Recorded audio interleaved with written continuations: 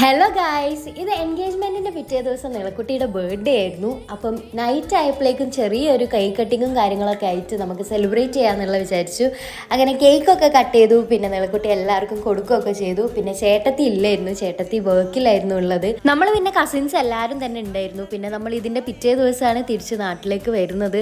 അതുകൊണ്ട് തന്നെ എല്ലാവരും കൂടെ കേക്കൊക്കെ കട്ട് ചെയ്തതിന് ശേഷം പിന്നെ ഗിഫ്റ്റൊക്കെ കൊടുത്തു നിളക്കുട്ടിക്ക്.